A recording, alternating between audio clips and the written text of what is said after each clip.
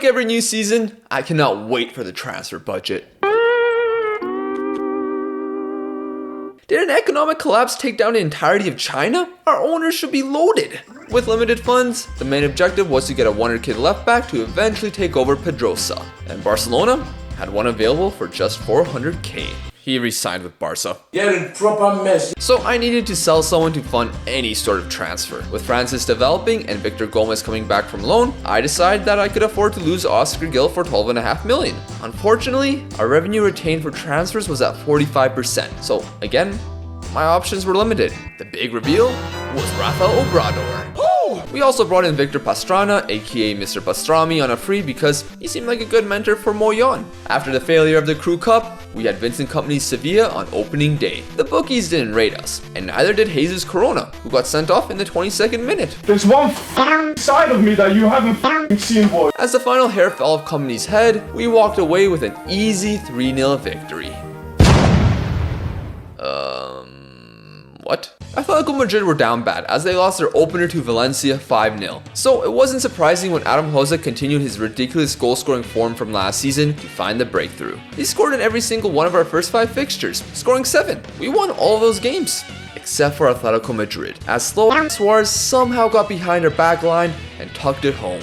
Frustrating, but Atletico Madrid would have a fun 2024. Ourselves? Well, it was looking good being in the Champions League places after 5 matches. Only problem, we weren't keeping clean sheets. But that soon changed against Granada in a 0-0 draw. The good news was that we got revenge over Levante, who with Roger misses were once the most frustrating team to play. So it was time to take on our annoying Catalan neighbors. The first half was tight with it at 0-0. So after an inspiring halftime speech, we conceded 3 minutes following the break.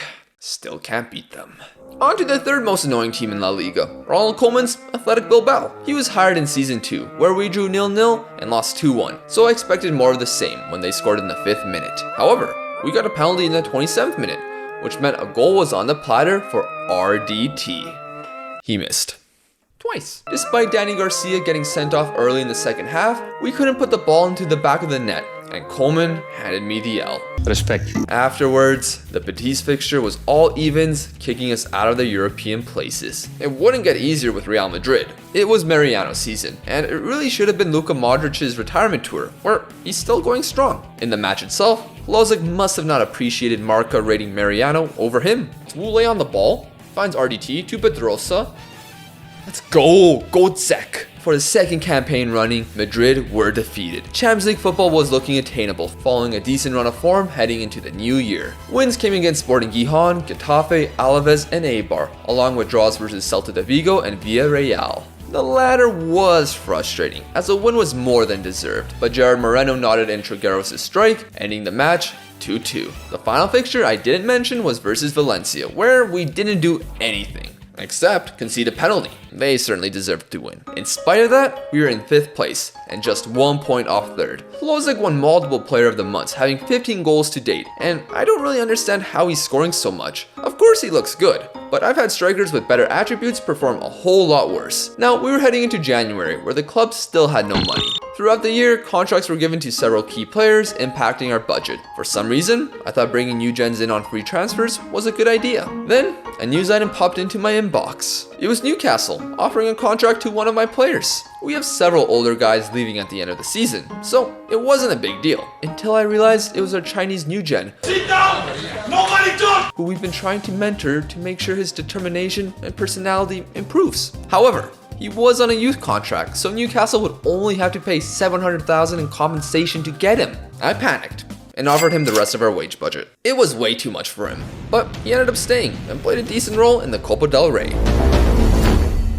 We haven't had success in this competition so far, but things were going to be different. Against Fuenlabrada, Moyon would score, and our Cypriot Academy new gen scored a brace. 3-2 was the result, and the same continued versus Olot with a 5-1 victory. Both players previously mentioned contributed. Cadiz in the 3rd round would be tougher, but a penalty was won and Moyon didn't miss. Despite the host equalizing, RDT would score 10 minutes later to secure the dub. Now we needed to take this competition more seriously in the 4th round, as Osasuna came up. We did. The quarterfinals versus Alaves and the almighty Chris Wood, well, they were no match for Hlozek. He got all 4 of our goals in a 4-2 victory, and with the big 2 out of the competition, Valencia were drawn as our semi-final opponent. Adam Hlozek and Šutalo were still continuing their partnership, and despite Šutalo getting hate mail from Croatians, he was performing well as one half of the Bosnian Brutes. Adam Hlozek, on the other hand, did something I couldn't believe. Okay, we don't have the first highlight. That was absolutely... Oh, I thought he got red card. Oh, I was so worried. What actually happened in the highlight was us scoring, and we do so again 16 minutes later with Hlozek. Come on, man. What are we talking about? Valencia would get one back, but at the Mestalla, we left with a 2-1 advantage going into the second leg. That fixture would almost be a month later, but there was confidence within the side. One signing from last year that we barely mentioned made an impact. That was like one of the 2 things he did this season. Nevertheless, we eased through the match and put the cherry on top with Obrador going end to end to dink Alvaro Fernandez. An incredible run to the final. But what happened during La Liga in the meantime? January sucked. Each of the results occurred between a Copa del Rey win, where against Sociedad, Wule scored late to equalize it 2-2, and Mourinho took over Atletico Madrid. Very, very nice. His debut was against a club he once managed. It went as terribly as it could get. Shut up, numpties! With losses to Celta de Vigo and Villarreal afterwards, it didn't seem like his time would last too long. However, despite them doing nothing, the score remained 0-0 between us. We did have a promising highlight though. Pedrosa, Melamed, cross in, nothing. Darder. What were you doing there? Were you just sleeping? Oh gosh. Suarez how did Suarez get it behind? Bro, this guy has no pace. How is he getting in behind our strikers? They would score another, and the Jose Mourinho Dark Arts act was beginning. But that's just filler. We drew Sevilla later in the month, which had us hitting the woodwork 4 times. Thankfully, February was less rage-inducing. Wins versus Osasuna, Levante, and Granada occurred, while we drew Almeria 0-0. We also had a fixture versus Huesca, which in January was postponed due to water blockage. Crazy that's happening in First Division League. The match ended up getting postponed 2 more times, so when we finally got to it, an opportunity arose to hop back into the top 4. Arnold Martinez scored early, but despite them taking the lead into the second half, Adam Hlozek would equalize. I desperately wanted to get into the top 4, so I went for it in the last 10 minutes with a 4-2-2, and it had the opposite intention. A disappointing loss. March looked like hell on paper. The Barcelona battle was as good of a time as any to finally win in La Liga against our rivals. But despite Ahmed Hodzic scoring first, Fati got a brace before halftime. The game looked like it was going to go the way it usually does, but Hincapié got sent off with over 30 minutes to go. Is this finally our chance? Okay, we win the ball back. Rooney, in behind to Hlozek. Hlozek 1-on-1 with Ter Stegen. Rooney. No. Bilbao also got a player sent off, but in the first half. They scored 3 minutes later. While we did equalize with RDT, it's a disappointing result, all things considered. Now Hlozek was still scoring, RDT was just being mid, and then there was Arezzo. To this point, no goals in La Liga. His time with us was more of a comedy than thriller. Okay, wait, why are you on international duty? Not even for Uruguay's main team, but instead the under-22s at the Pan American Games. Adding to that, he missed games in January because Uruguay needed an emergency call-up to the under-23s for Olympic game qualifying. Despite all the downs and constantly being rotated with RDT, Arezzo was given a chance versus Real Betis, and he definitely delivered. A 5-0 blasting, which saw 3 in the first half from the Uruguayan. Arezzo would then score against Real Madrid.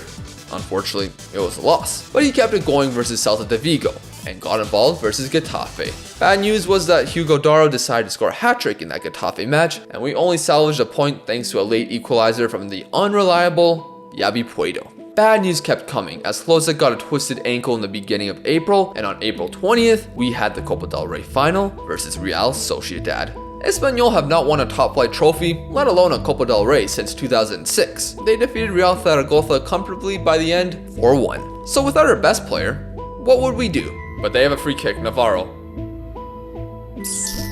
Come on. Thankfully, it was early, and after some great play by Wu Lei, an own goal by Lenormand arrived. With over 96,000 fans watching at the Camp Nou, Arezzo had some business to settle. To Wu Lei. Can Wu Lei do it again? Oh! Wu Lei, what a move! And what a finish by Arezzo! But they give it right back. We force them to kick it straight up. Arezzo, Rooney, to Arezzo. Let's go! Espanyol have won the Copa del Rey. Third season, our star striker injured. It doesn't matter.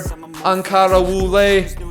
Let's go! Yeah, maybe we partied a little too hard, as just 5 days later, our hangovers weren't cured, and we fell in defeat to Sporting Gijon, who ended up getting relegated. So, there were 5 matches left in La Liga, and the club was 7 points behind Villarreal for Champions League football. Plus, Jose was starting to catch up to us. I'd love to get into the Champions League, but the Copa del Rey gave us Europa League football, which would suffice. However, we played Villarreal next, and the ever so unreliable Javi Puedo was once again reliable. 4-point gap. Sociedad, who were also battling for these spots, drew Villarreal on matchday 35, which led to us getting an emphatic 4-1 win over Alaves. Goals from Arezzo, Wule, and RDT. 2-point gap. Valencia was up next. They had an impressive campaign, but they had nothing to play for. With Adam Hlozek back and motivated, his strike took the advantage. Then Marcos Andre scored in the 77th minute with a great strike. Can we do it? Pedrosa to Hlozek. He's got space. Can he score again? Let's go! Real Sociedad won, but Villarreal drew Sevilla, putting us in the top 4. On matchday 37, Mourinho continued Villarreal's pain, all but ruling them out of the Champions League contention. That was because Wule would score a brace against Eibar. Changing him to a left midfielder really was a 200 IQ play by yours truly, as he ended the campaign with 13 goals and 13 assists. Yeah, he was on penalties, but that's more goal contributions than Lionel Messi in the last 2 seasons. So, on the final day, a win was needed to secure Champions League football. Or a draw, because we faced Real Sociedad on matchday 38. It wasn't going to be easy. Well, actually, It's off! It's rigged! it was. Champions League, let's go!